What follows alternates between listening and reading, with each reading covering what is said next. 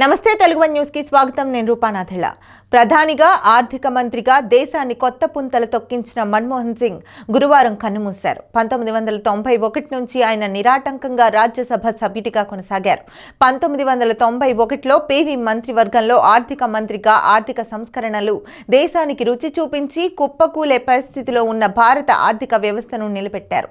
ఆయనకు అప్పటి ప్రధాని పివి నరసింహారావు పూర్తి స్వేచ్ఛనిచ్చారు.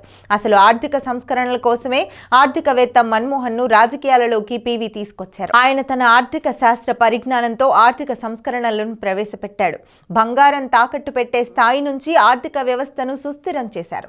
అలా రాజకీయాల్లోకి వచ్చిన మన్మోహన్ సింగ్ రాజ్యసభ సభ్యుడిగా ఎన్నికయ్యారు. 2004 ఎన్నికల్లో కాంగ్రెస్ విజయం సాధించడంతో మన్మోహన్ సింగ్ ను ప్రధాని పదవి వరించింది. రాజ్యసభ సభ్యుడిగానే 10 ఏళ్లు ప్రధానిగా ఆ పదవిలో ఉన్నారు. బెస్ట్ పార్లమెంటరీస్ గా ప్రశంసలు పొందారు.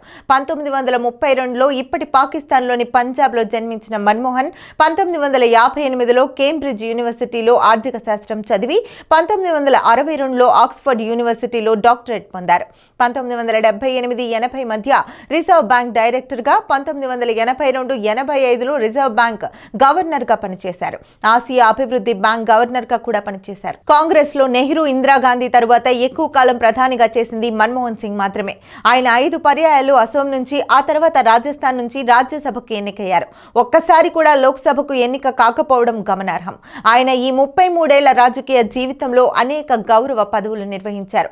ఈనాటికి భారత ఆర్థిక వ్యవస్థ చెదరకపోవడానికి ఆనాటి ఆయన ఉక్కు సంకల్పమే కారణమనడంలో ఎటువంటి అనుమానం లేదు.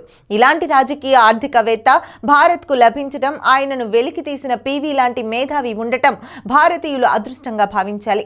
ఆయన నాటిన విత్తే నేటికి భారత ఆర్థిక వ్యవస్థ బలంగా కారణమని చెప్పడానికి ఇసుమంతైనా సందేహం అవసరం లేదు. ఆయన ఇటీవలే రాజ్యసభ సభ్యత్వం నుంచి పదవి విరమణ చేసి విశ్రాంతి తీసుకుంటున్నారు. ఆయనకు ఆర్థిక మంత్రి పదవి, ప్రధానమంత్రి పదవి అనుకోకుండా లభించినా ఆ పదవులకు గౌరవం తెచ్చారు. ప్రధాని పదవికి తన విదేశీయత కారణంగా సోనియా గాంధీ అనర్హులంటూ ప్రతిపక్షాల నుంచి వచ్చిన విమర్శలతో ఆమె ఆ పదవికి మన్మోహన్ సింగ్ ను ఎంపిక చేశారు.